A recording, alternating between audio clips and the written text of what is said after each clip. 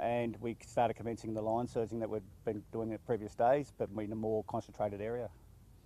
And yeah, take us through the moment that we finally got the news we were all hoping for. Well, I was actually at the search base, and the search pages were in the field to come over the radio, and like we just sort of paused for a minute because it just overwhelmed us all. It was the news was hoping for, and yeah, when it came across the radio, it was just all astounded, and it was amazing. Was it a surprise to hear this result yesterday? Even we had a lot of meetings throughout the day, higher level meetings, and we're still confident that we would find her in that area somewhere. So no, definitely was confident was going to find her, and by no means was we looking at giving up at any shape or form. We'd planned for another big day today. We was going to really open it up to some bushwalking groups, put the call out to more SES volunteers. We would have had around 100 SES volunteers there today on the ground, searching and saturating that whole area. And I guess what condition was she in when she was found? Again, that was referred to the search page. I'll leave that for them, but by all accounts she was talking, alive and healthy and well. And how is she today? I haven't had a medical update today, but yeah, I think I got one report to say she's been eating a lot of food, so that's a real good positive thing. And talk us through those efforts yesterday, how you were sort of ramping them up. Yeah, so we had a meeting yesterday. We was actually going to use some fixed wing aeroplane with air observers today as well. Was going to bring our ATV motorbikes in. The horse group we're going to ramp up a bit more with some more horse riding parties. So it was going to be a real big ditch effort today to find her. It must be such a relief for the community as well. Oh, most certainly, and the community support in Tasman was amazing through this whole event. Like the SES volunteers and the local SES group down there, we had search parties out, but the welfare support we got from the community council, CWA, anyone else involved, it was just an amazing feeling, and it actually kept us going for those 3 days. And I guess the efforts from all the volunteers and all the crews involved would have just been amazing. Oh, it's amazing, and for SES to stand alongside Tas Police and Parks and walk shoulder to shoulder through the bush and come up with such a positive result, it's been a great booster for us all, and it shows that when Tasmania needs, all its services can pull together to get the result we need. And do you know whether she's still at hospital at the moment, or whether she's been returned home? No, I don't know that at all, sorry. And was there a lot of celebrating last night? There would have been. I'm still on duty, so unfortunately I call it celebrate, but I did have a good night's sleep for the first time in 3 nights, so it was pretty good. Perfect. Thank you. All right. Thanks, Mike. Thank you.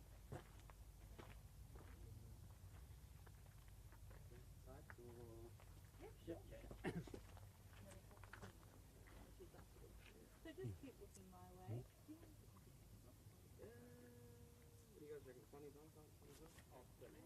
Sunny's off? Is that all right? Yeah, Sorry. yeah, whatever. Yeah, It just looks a bit better. Yep, without a yep. reflection.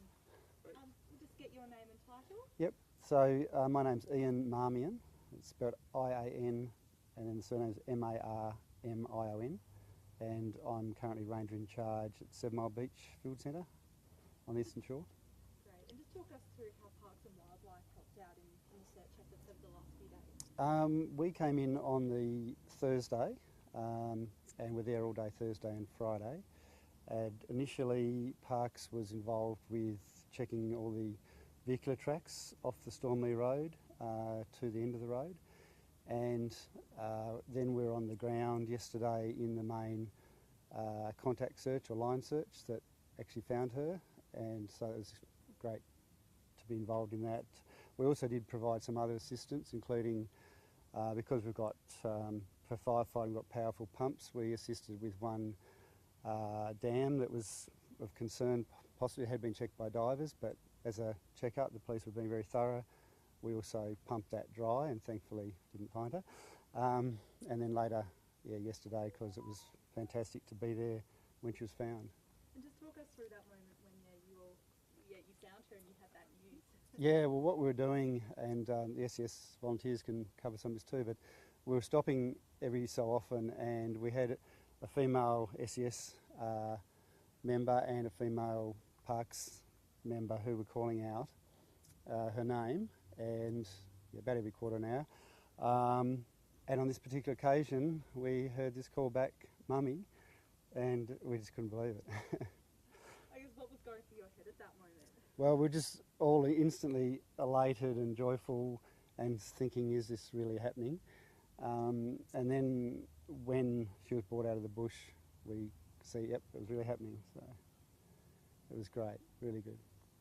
And were you there in that moment that she was being pulled out of the bush? Yes, so I was actually further down the line. We had the SES up that end of the line. We had this quite we had about 50 to 60 people strung out across above and below a road, and the SES were up on that right flank.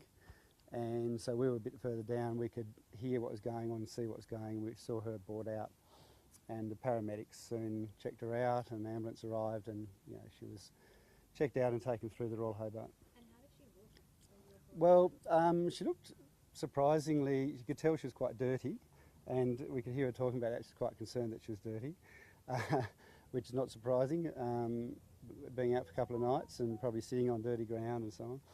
But she seemed in really good health and quite chirpy. So we were a bit surprised. We thought she'd be a bit more, tired or whatever. But I heard she did sleep all the way to the hospital yesterday. Not surprising. And did she kind of tell you guys what she'd been up to? That she'd been wandering around, or how? Well, I didn't really talk to her at all. The whole thing was very disciplined. We had a briefing from the police that morning that if we found her, it'd only be a minimum number of people, so she wasn't overwhelmed, particularly because of paramedics. And so the rest of us basically stayed out of it, and we just watched from a distance. Yeah. Wonderful. Thank you very much. Okay, no worries.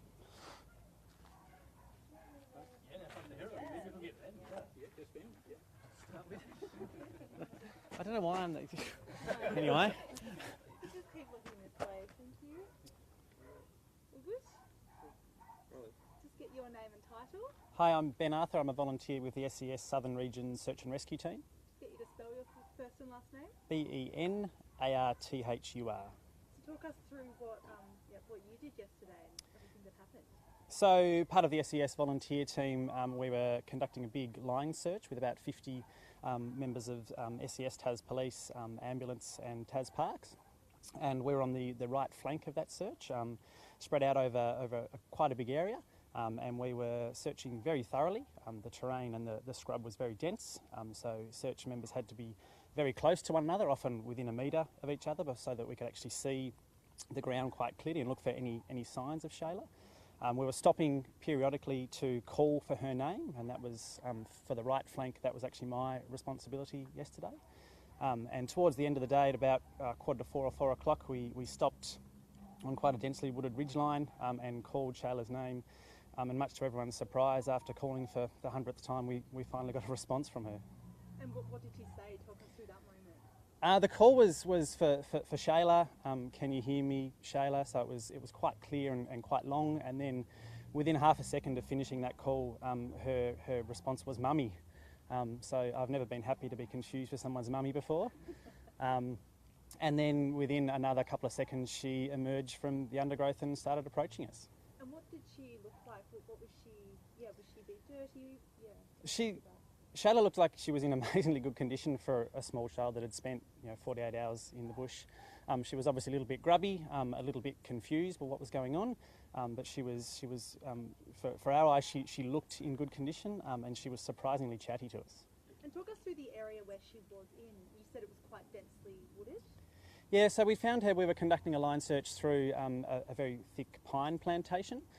That was leading us up a hill onto a ridgeline, and we'd emerged from that pine plantation into some more natural bushland area, and we were stopping towards the top of that ridgeline just to basically reform our search line to make sure that we're all spaced appropriately and all in line with one another. And then we decided to make a call out, and that's when we heard her. And she was happy to see you guys. I think she was very happy to see us. Like I said, she was her immediate call was for her mummy. And then she was approached by a couple of members of our team and a paramedic, wilderness paramedic, who was shadowing our team on the right flank of the search. And one of her first questions was about the welfare for the dogs that she'd been with, which was pretty sweet. And how did it feel for you guys to finally hear her, finally see her after days of searching?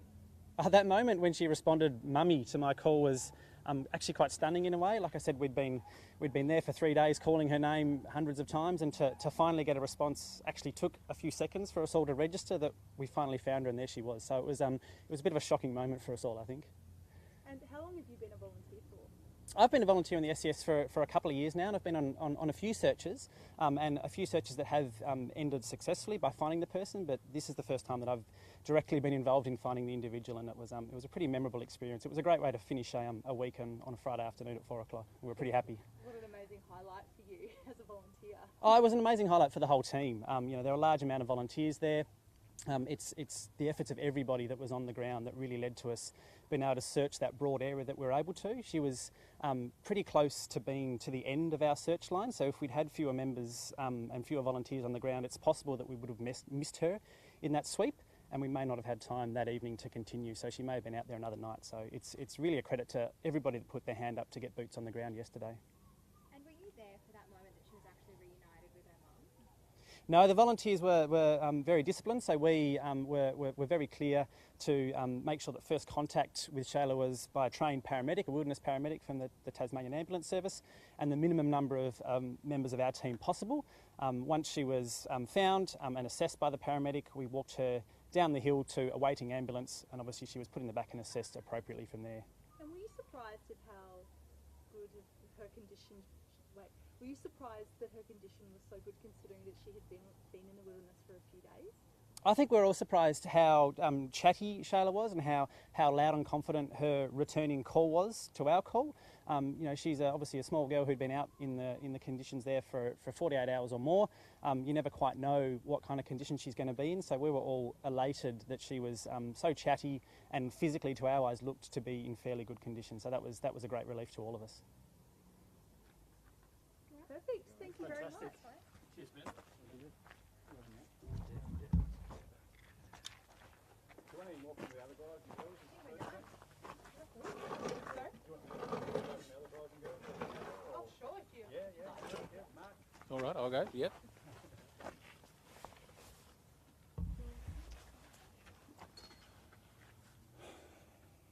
If you just want to keep looking my way.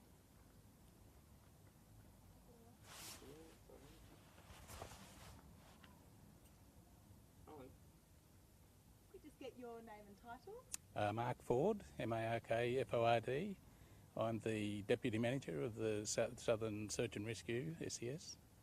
So talk us through what happened yesterday and all the efforts that led up to it. Yeah, it was really quite a difficult day searching. It was the 50-member line search through pretty high scrub, lots of blackberries, ferns, and the like. So, in the context of finding Shayla, it was the point that every 10 or 15 minutes through the search through the day we would stop and make that call, and you would wait the 15 odd seconds that we wait for in the hope that there's a response, and to pretty much do that all day and not have anything in return until Ben's call at around the 4 o'clock mark. It was pretty good stuff. Yeah. Bit of a relief for everyone. Huge relief, and she was probably, and as Ben said, it was clear. She was quite clear, and it was a strong reply, and it's obviously something I don't think any of us are ever going to really forget. Yeah, it's a great moment. And do you know roughly how far away she was when you first heard her? Yes, so when the cry of mummy came back, she was probably 10 odd metres, and directly in front of me, and that's where the surprise and the great excitement and and to roll it down the team, it was terrific. We had Ben was also on radio, so when that message went through on radio, the cheers within the forest from all the other members, it was fantastic. Yeah. I think that's everything. Yeah. Good. Great.